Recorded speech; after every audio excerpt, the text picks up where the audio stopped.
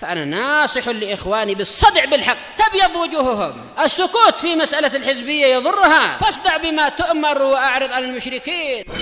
سلامي على دماج ورجالها والشيخ يحيى ودار العلم يا سعد بانيها. Dan terakhir kita bahas tentang lazim dari ucapan selain Allah Subhanahu wa Ta'ala dan juga Rasulnya Shallallahu Alaihi Wasallam. Bahwasanya ucapan manusia biasa kelazimannya itu punya 3 keadaan. Yang pertama disebutkan kepadanya, kemudian dia menyetujuinya, dia mengakuinya dan berpegangan dengannya, maka itu pun dianggap sebagai ucapannya. Lazimnya dianggap sebagai ucapan dia, karena diakui, ya saya akui itu. Nah, kemudian yang kedua keadaannya disebutkan kepadanya lazimnya, lazim dari ucapanmu demikian.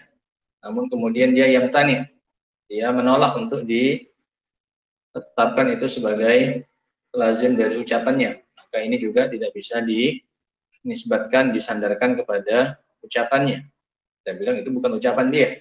Nah, kemudian yang terakhir adalah yang al-maskut anhu, yang didiamkan. Nah, maka dalam keadaan yang ketiga ini, yang rajih adalah bahwasanya lazim dari ucapan tersebut didiamkan juga.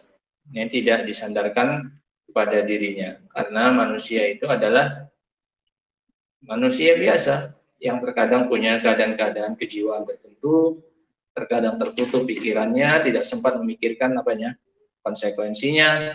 Nah, sehingga bisa jadi kalau disebutkan kepadanya, diingatkan kepadanya konsekuensinya, maka dia pun rujuk dan menarik ucapannya, sehingga tidak bisa disandarkan kepadanya. Nah, namun ini perlu diperhatikan ya ikhwan. Ketika kita membahas kelaziman dari ucapan manusia biasa, bukan berarti kita tidak boleh menetapkan itu sebagai kelazimannya, bukan. Boleh tetap kita katakan ini kelaziman dari ucapannya, boleh. Yang tidak boleh, yang didiamkan itu adalah kita menyandarkan kelazimannya sebagai dari ucapan siapa? Dia. Itu yang nggak boleh. Tapi kalau kita katakan ini adalah lazim dari ucapannya, boleh tidak? Boleh. Yang tidak boleh adalah kita mengatakan bahwasanya si fulan mengatakan lazim dari apanya? Ucapannya tadi. Ini nggak boleh. Tapi kalau kita katakan ini lazim dari ucapan dia, boleh. Sampai sini saja. Jangan sandarkan, jangan nisbatkan lazim ucapannya dia ini kepada siapanya? Kepada dianya. Contoh, kita sering membantah ahli bid'ah dalam masalah ini dengan kelaziman apanya? Qaulnya mereka, kelaziman ucapan mereka. Kemarin kita contohkan keyakinan bahwasanya Allah di mana? Mana? Kita katakan ini pendapat yang batil, keyakinan yang batil. Kenapa? Karena lazimnya adalah kebatilan. Dan batilnya lazim menunjukkan batilnya apa? Malzum, ya kan? Boleh nggak kita katakan kayak gini? Boleh, kan kita nggak ada bilang ke orangnya, kamu punya keyakinan seperti ini, berarti lazimnya Allah itu di tempat-tempat yang apa ini? Jorok, Allah di comberan. Ada dia bilang iya atau tidak? Ada kita sebutkan kepada dia? Enggak.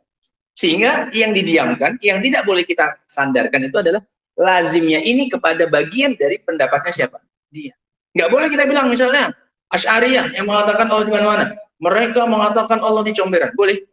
Enggak. Jangan sandarkan itu kepada mereka. Karena mereka pun kalau disebutkan itu konsekuensinya, mereka juga bakal apa ini? Menolak. Tapi boleh nggak kita katakan itu adalah lazim dari keyakinan mereka bahwasanya Allah di mana-mana? Boleh? Boleh. Sehingga kita katakan keyakinan mereka ini batil. Ditunjukkan oleh batilnya apanya? Lazimnya, buahnya. Lazimnya, batilnya, lazim menunjukkan batilnya apa ini? Malzum alias pangkalnya. Iya kan? Sampai sini saja boleh tidak? Boleh. Tapi nggak boleh kita tuduh langsung mereka, oh orang-orang Asy'ariyah itu keyakinannya Allah di comberan. Allah di WC. Boleh? Nggak boleh. Karena kalau itu pun disuruhkan ke mereka pun, mereka kita yakin pasti bakal apa ini? Menolak. Paham ya? Nah, sehingga yang boleh kita sandarkan itu sebagai lazim ucapannya, kalau memang itu dekat dan memang itu lazimnya, tidak masalah. Katakan itu lazim dari ucapannya. Tapi jangan bilang dia mengatakan Paham? Contohnya yang kemarin juga. Jika ada seorang khatib misalnya sangat menggebu-gebu Ali bin Abi Thalib radhiyallahu anhu. Oh, lazimnya berarti Abu Thalib apa ini? Sahabat. Oh, berarti si fulan mengatakan, kita bilang dia. Si fulan mengatakan Abu Thalib sahabat. Ada yang bilang itu? Nggak ada. Boleh nggak kita bilang kayak gitu dia? Sebagai konsekuensi dari ucapannya dia tadi, Ali bin Abi Thalib radhiyallahu, boleh nggak? Enggak. Tapi kita katakan ini lazim dari ucapan dia radhiyallahu anhu, boleh? Boleh. Paham ya? Sehingga jangan disalahpahami kaidah ini. Kaidah ini tetap bermanfaat. Untuk membantah ahli batil itu tetap bermanfaat. Tapi jangan, ini kata Syekh Ibnu Utsaimin dalam syarahnya, hadhil adalah. Inilah yang disebut dengan keadilan. Kita insaf. Walaupun kita berbeda pendapat dengan yang mereka yang mengatakan Allah di mana-mana, namun kita tidak kebablasan sampai mengatakan mereka mengatakan Allah di mana. Coba, nggak sampai kayak gitu. Mafhum ya? Nah, karena mereka pun kalau disebutkan itu pun konsekuensinya mereka juga pasti akan apa ini? Pasti akan menolak. Nah, paham ini ya? Nah, sekarang kita masuk kaidah yang kelima. Sehingga arti keadaan yang ketiga itu tidak disandarkan itu sebagai ucapan siapa ini? Orang tersebut. Jangan katakan ini pendapat dia. Paham ya? Tapi tetap bilang ini lazim dari apanya? Ucapannya yang dibahas oleh Syekh Ibnu Utsaimin, masalah menyandarkan lazim qaulnya itu kepada orangnya, kepada qailnya, pengucapnya. Nah. Bismillahirrahmanirrahim. Al-qaidatul khamisah, kaidah yang kelima. Kaidah yang singkat ini. Gampang insyaallah.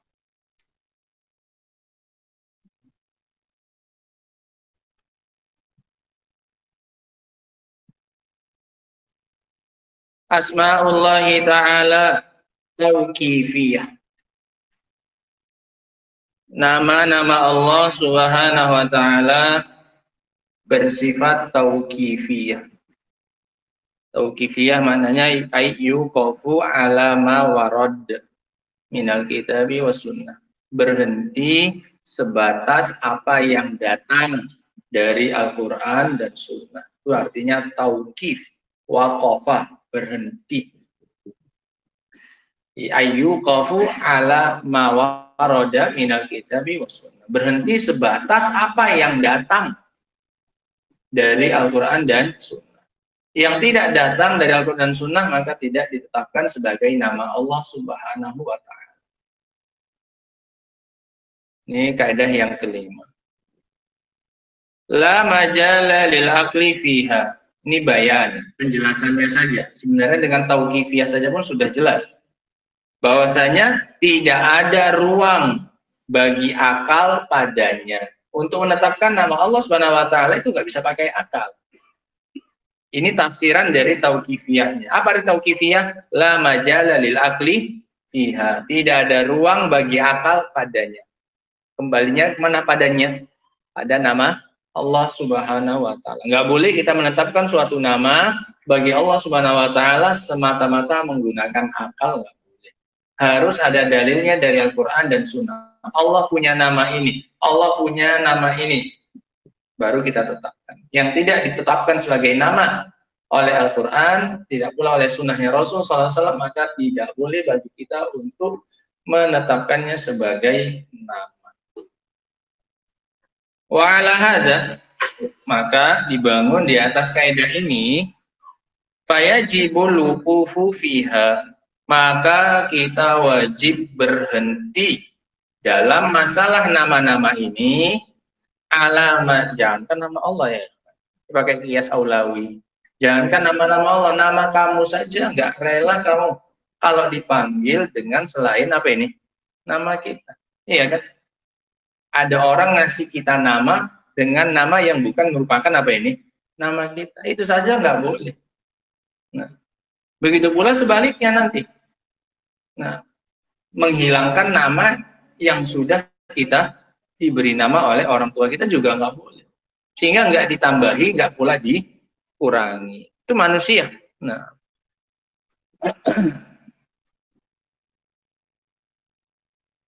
ini Abdurrahman, jangan diganti-ganti. Namanya udah bagus. Itu ahabbul asma ilallah. Nama paling dicintai oleh Allah, kok bisa jadi min. Anda pikir man panggilan dari singkatan dari Abdurrahman, ini adalah min. Masa nama itu nama yang paling dicintai oleh Allah Subhanahu wa taala, Abdurrahman dan Abdullah, malah dirubah jadi apa?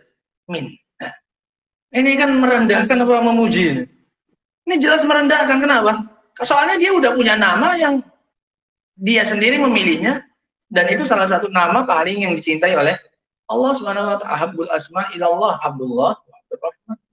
Nah, juga jangan dirubah-rubah. Nah.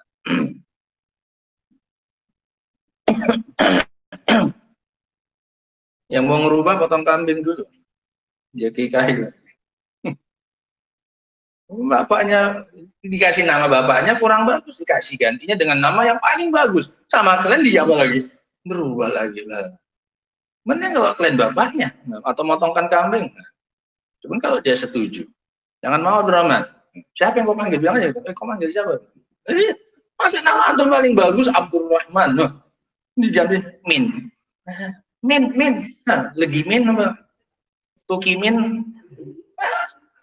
Bukan mengejek nama, bukan, tapi nggak sebanding dibandingkan dengan apa? Abdurrahman. Itu terang-terangan dikatakan oleh Rasul, ahabbul asma ilallah, nama paling dicintai oleh Allah Subhanahu wa taala. Nah. Maka apalagi nama siapa ini? Maka kias aulawinya, maka apalagi nama Allah Subhanahu wa taala. Lebih-lebih lagi tidak boleh kita menamai Allah dengan selain yang datang padanya Al-Quran dan Sunnah. Fayajibul wuqufu fiha ala ma jaa bihil kitabu was sunnah. Maka wajib untuk berhenti pada masalah nama ini terhadap apa yang datang padanya Al-Quran dan juga Sunnah.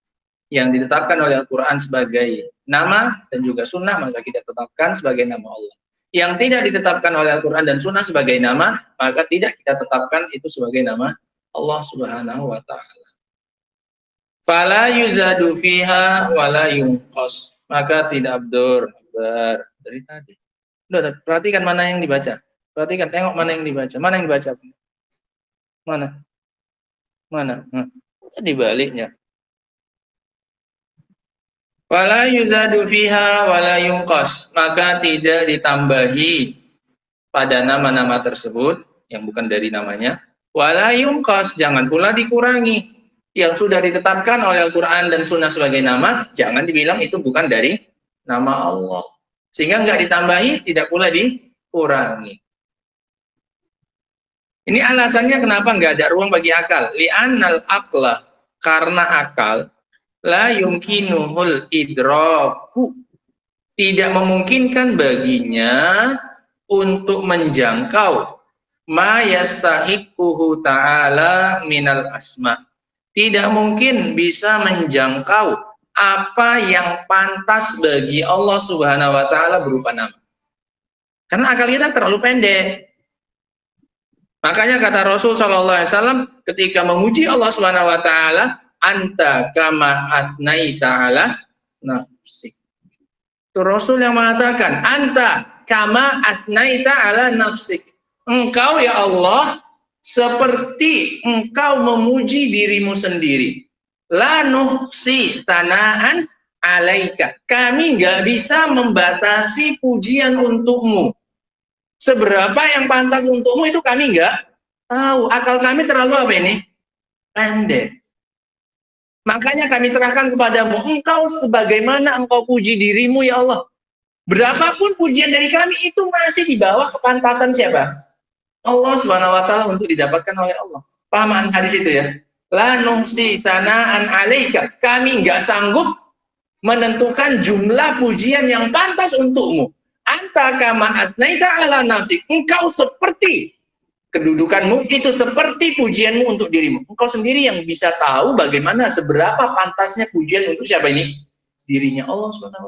Kalau kami makhluk nggak sanggup, semuji-mujinya kami pun itu tetap di bawah apanya? Standar yang didapatkan oleh siapa? Allah SWT. Itu maknanya. Makanya di sini nggak ada ruang bagi siapa ini? Akal. Karena kita pasti akan mensifati Allah di bawah standarnya siapa ini? Allah Subhanahu wa taala. Dan itu pelecehan bagi Allah. Makanya yang pantas itu ya Allah sendiri, atau yang Allah wahyukan kepada siapa ini? Nabi SAW bahwasanya aku punya nama ini, kata Allah. Atau Rasul mengatakan di antara nama Allah ini, itu sudah pengabaran dari Allah. Dan itu yang memang pantas sesuai dengan standarnya siapa? Allah SWT. Adapun manusia biasa yang nggak dapat wahyu, makanya tidak akan pernah bisa untuk menjangkau batas yang pantas untuk siapa? Allah. Kenapa? Karena isbatul asma sana'un alaihi. Karena menetapkan nama ini adalah bagian dari pujian kepada siapa? Allah Subhanahu wa taala. Iya kan? Ketika kita mengatakan Allah namanya Al-Alim. Yang artinya apa ini? Yang Maha mengetahui. Ini memuji Allah tidak? Dari sisi apanya? Keilmuan Allah Subhanahu wa taala. Kita katakan Allah Sami, Basir, mendengar, melihat. Memuji Allah? Iya. Sehingga penetapan nama itu adalah apa? Pujian bagi Allah Subhanahu wa taala. Sementara manusia tidak tahu kadar yang pas, yang sesuai dengan kadarnya Allah Subhanahu wa taala. Makanya ditutup di sini ruang untuk apa? Untuk akal. Enggak ada akal main di situ. Karena kata Rasul, la nuqsi sanaan alaika. Kami tidak bisa membatasi pujian untukmu. Anta kama astaita ala nafsi. Engkau ya seperti engkau puji dirimu sendirilah ya Allah. Seberapapun kami puji-puji engkau, itu tetap kami yakini di bawah apa? Yang pantas engkau dapatkan. Allah terlalu apa ini? Sempurna bagi lisannya kita yang serba kurang.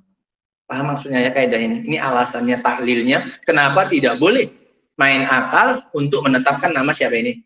Allah Subhanahu wa ta'ala.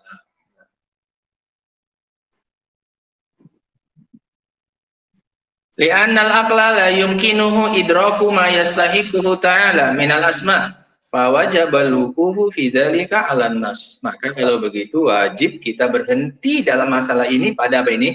Dalil. Ya, yang datang pada Al-Qur'an dan Sunnah kita tetapkan sebagai nama bagi Allah Subhanahu wa ta'ala. Liqaulihi ta'ala. Sekarang dalilnya. Tadi taklilnya sudah, alasannya sudah secara akal. Sekarang dalilnya. Mana dalilnya tidak boleh menetapkan nama Allah pakai akal atau menetapkan nama Allah harus hanya dari Al-Qur'an dan Sunnah saja. Liqaulihi ta'ala, wala taqfu ma laysa laka bihi ilmun. Dan janganlah engkau takfu ay tattabi' minal qafu. Maknanya ittiba'. Dan janganlah engkau mengikuti apa-apa yang engkau tidak memiliki ilmu tentangnya. Nah, sekarang tahu dari mana kita bahwasanya nama Allah itu Fulan atau Alan?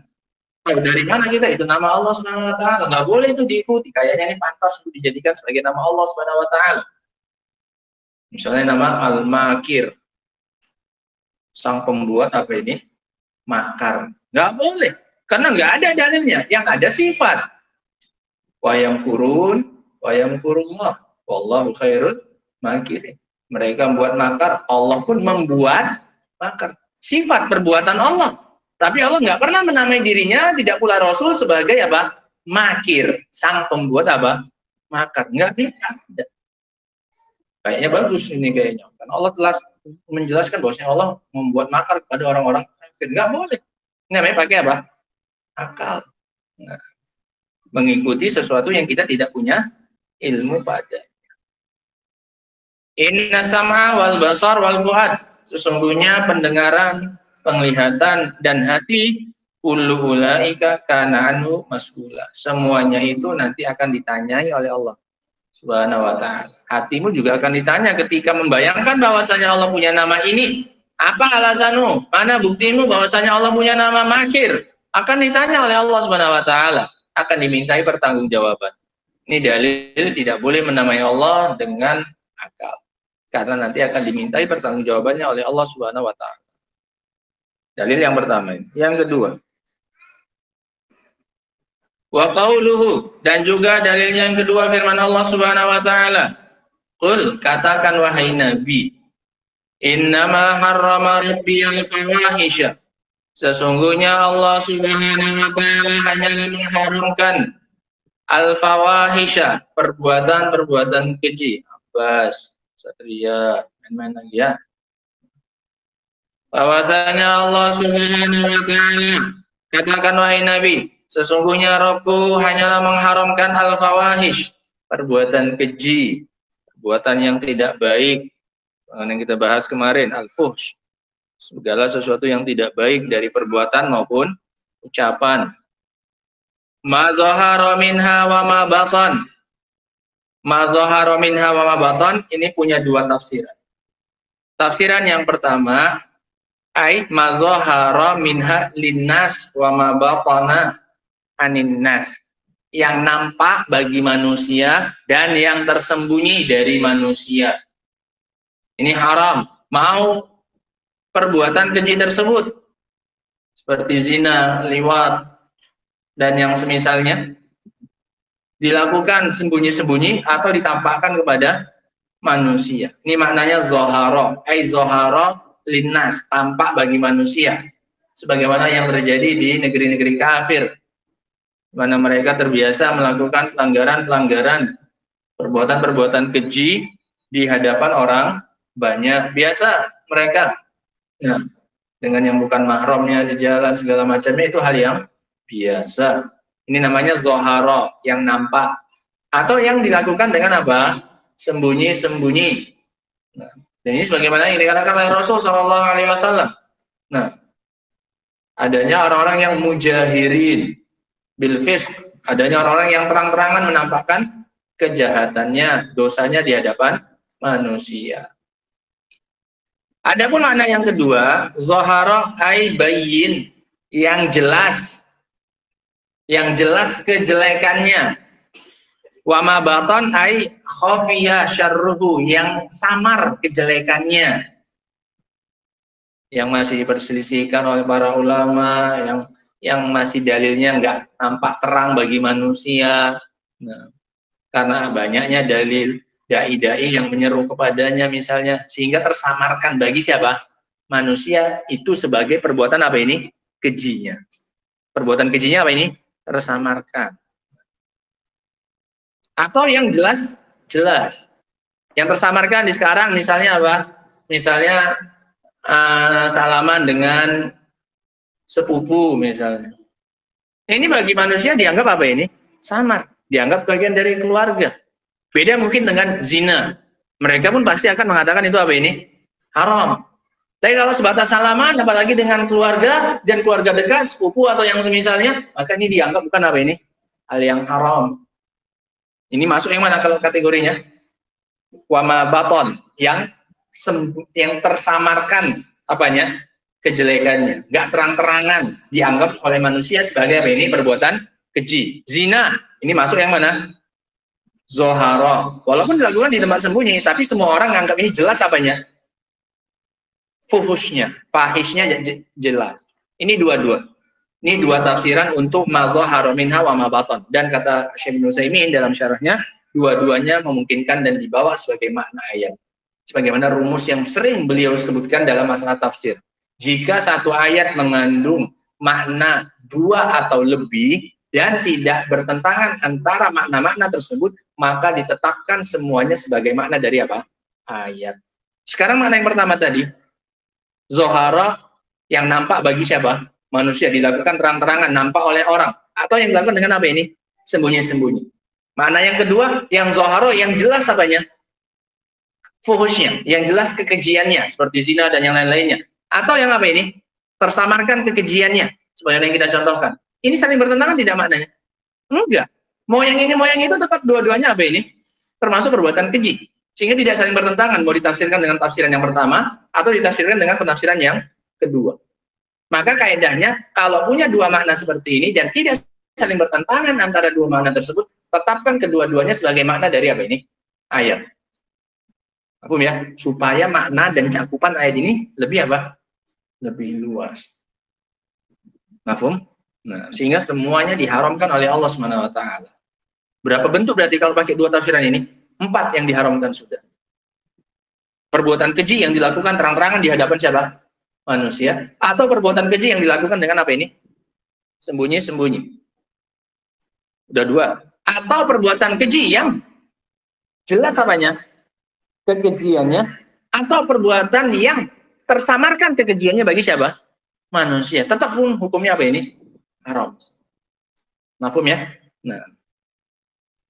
Wal itsma wal baghy bi ghairil haq, yang diharamkan juga oleh Allah Subhanahu wa taala adalah al itsma. Itsma ini adalah al jarimah al lazimah, kejahatan yang bersifat lazim, tidak terkait dengan orang lain. Itu namanya al itsma. Yang bersifat lazimah, kejahatan yang bersifat terbatas hanya pada diri sendiri, tidak menyangkut hak-hak orang lain. Wal baghya, ini kejahatan yang menyangkut haknya orang lain. Kamu mengambil hartanya, menumpahkan darahnya, menjatuhkan kehormatannya, itu masuk kategori yang mana? Al-baghya. Nah, nggak sholat, nggak puasa, berdusta, dan yang semisalnya yang nggak terkait dengan orang, ini masuk kategori yang mana? Al-itsma. Sehingga ini bedanya al-itsma dengan al-baghya. Al-itsma itu lazimah, al-baghya itu apa? Muta'addiyah. Dosa yang terkait dengan orang lain. Nah, sementara al-itsma ini dosa yang terkait dengan diri sendiri. Ini pun semuanya diharamkan oleh Allah Subhanahu wa taala. Al-ma'siyah al-lazimah. Bi ghairil haqqi, tanpa hak, tindakan yang maksiat yang berkaitan dengan orang lain tanpa hak. Ini adalah sifat kasyifah namanya, sifat penjelas. Tidak punya mafhum. Bukan berarti di sana ada baghi yang dilakukan dengan hak. Itu sudah sepaket. Wal baghya bi ghairil haqqi, dan tindakan baghi, tindakan melampaui batas kepada orang lain yang dilakukan tanpa hak. Semua tindakan yang melampaui batas itu pasti tanpa apa? Tanpa hak. Sehingga ini sifat lazimah, sifat kasyifah namanya, sifat penjelas.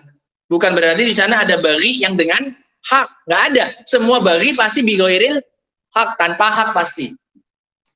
Mafhum ya? Nggak ada mafhumnya. Oh, berarti boleh yang dilarang di sini baghi yang tanpa apa? Hak. Nggak ada kayak gitu. Berarti kalau baghi yang dengan hak boleh, nggak ada. Semua baghi pasti tanpa apa? Tanpa hak.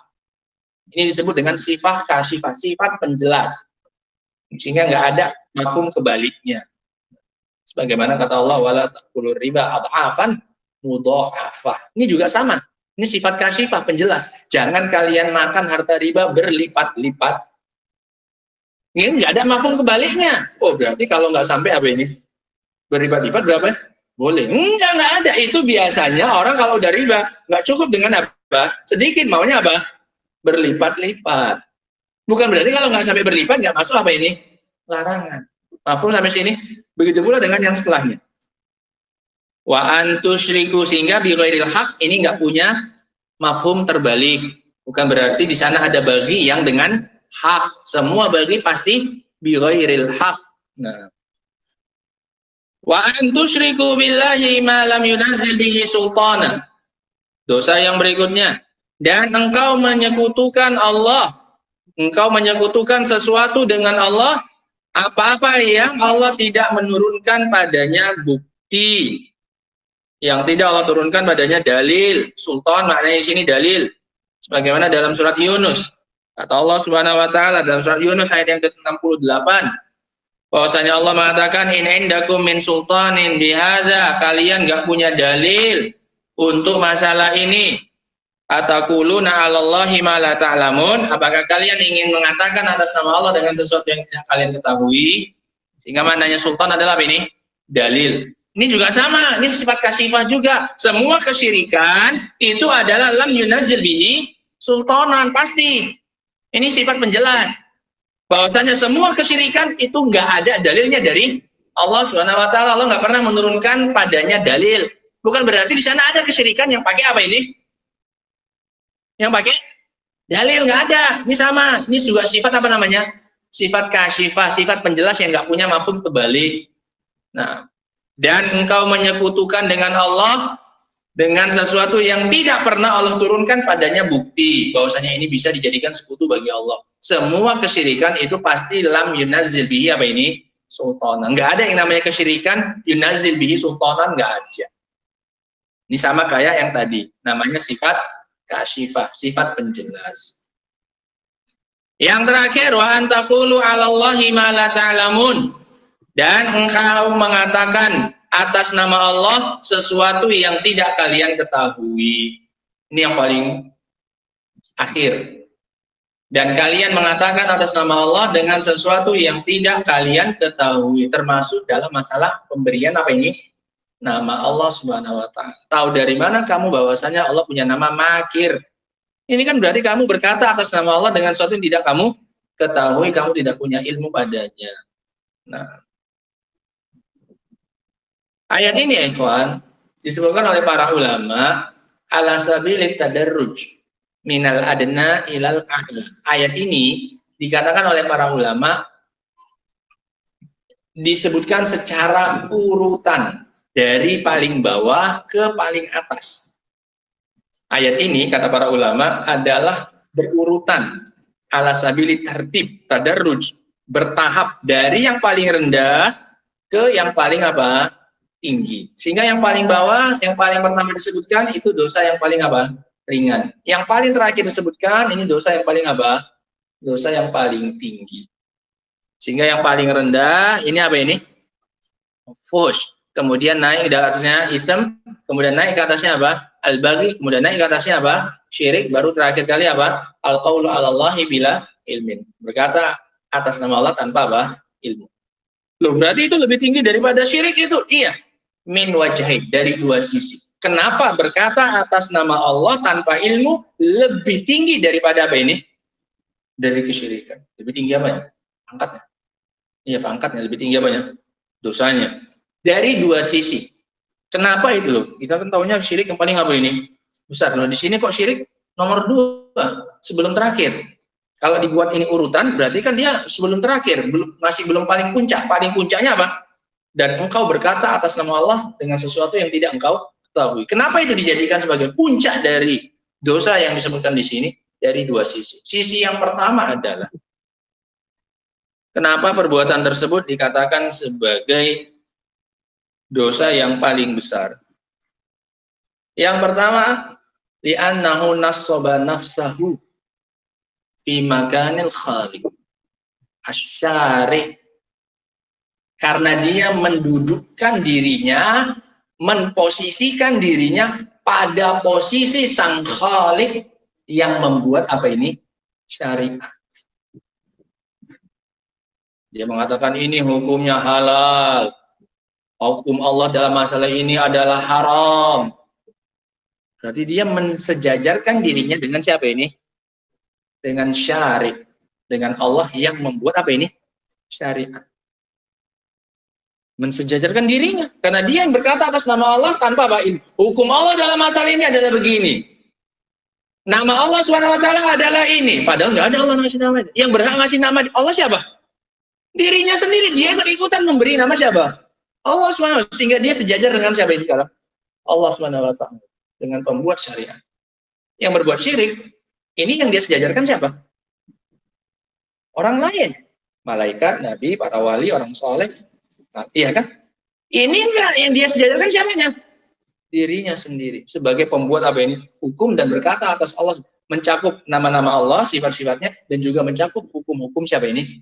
Allah SWT. Hukum Allah dalam masalah ini makruh, hukum Allah dalam masalah ini sunnah, hukum Allah dalam masalah ini wajib. Sehingga sama kayak Allah SWT, dia sebagai pembuat hukum apa ini? Syariat. Dianya yang sejajar. Bukan kalau buat syirik, yang lain disejajarkan dengan siapa? Allah SWT. Itu pun nggak sejajar kali, ya kan? Makanya orang Kristen saja pun ada Tuhan Bapa, ini paling atas. Di bawahnya Tuhan apa ya? Tuhan yang lain. Walaupun mereka pakai prinsip 3, tapi nggak semuanya dalam satu apa ini? Derajat. Ini alasan yang pertama kenapa dosa ini dijadikan yang paling apa ini? Puncak. Yang kedua, li'annahu adallan nas. Karena dia menyesatkan orang lain. Dengan hukum yang dia katakan itu hukumnya Allah SWT, dia menyesatkan manusia. Beda dengan yang berbuat syirik. Yang berbuat syirik nggak mesti dia ngajak orang lain. Kesyirikan terbatas pada siapanya? Dirinya sendiri. Dia nggak mesti ngajak orang lain untuk mengikuti apa yang dia lakukan. Ya buat syirik, keyakinannya dia seperti itu. Tapi ketika dia mengatakan hukum Allah dalam masalah ini adalah haram, hukum Allah dalam masalah ini wajib, padahal nggak kayak gitu hukumnya, maka dia telah menyesatkan siapa nanti? Orang lain. Orang lain pasti akan mengikutinya. Karena dia membawa-bawa nama siapa ini? Nama Allah SWT. Ini dua alasan, dua sisi kenapa perbuatan ini al-qaulu bila ilmin, berkata tanpa ilmu atas nama Allah dikatakan dianggap lebih parah daripada apa ini? Kesyirikan. Min hadainil al-haythiyaini. Dari dua sisi ini. Min hadainil jihataini. Hatainil jihataini. Nah, dari dua sisi ini. Sehingga ini tadarruj, bertingkat dari yang paling rendah ke yang paling tinggi. Nah, qala rahimahullahu ta'ala wali anna, alasan berikutnya kenapa nggak boleh pakai akal dalam menetapkan nama Allah Subhanahu wa taala. Wali anna tasmiyatahu ta'ala, dan dikarenakan menamai Allah taala bima lam yusammi bihi nafsah, dengan sesuatu yang dia tidak menamai dirinya dengannya. Karena menamai Allah dengan sesuatu yang Allah tidak pernah memberi nama dirinya dengan nama tersebut. Au ingkar masamma bihi nafsah, atau mengingkaran terhadap apa yang telah diberi nama oleh Allah Subhanahu wa taala kepada dirinya, diingkari. Allah bilang namanya Al-Alim, enggak, Allah enggak punya nama Al-Alim. Jinayatun fi haqqihi ta'ala, adalah bentuk kejahatan kepada Allah Subhanahu wa taala. Menamai dia dengan yang tidak dia namai dirinya, atau mengingkari nama yang sudah dia tetapkan sebagai nama dia. Maka ini adalah bentuk apa ini? Kejahatan. Yang satu dengan menambahinya, yang bukan namanya dikatakan namanya, yang sudah nama dia diapakan? Dicabut dan diingkari sebagai nama dia. Dua-duanya. Yang pertama menambahi, yang kedua apa ini? Mengurangi. Semuanya adalah bentuk kejahatan terhadap haknya Allah Subhanahu wa taala. Fa wajaba sulukul adabi, maka wajib untuk menempuh jalan adab fi dzalika, dalam masalah ini, walittisar ala ma jaa bihin nas, dan mencukupkan diri dengan apa yang datang dengannya dalil. Nah, habis.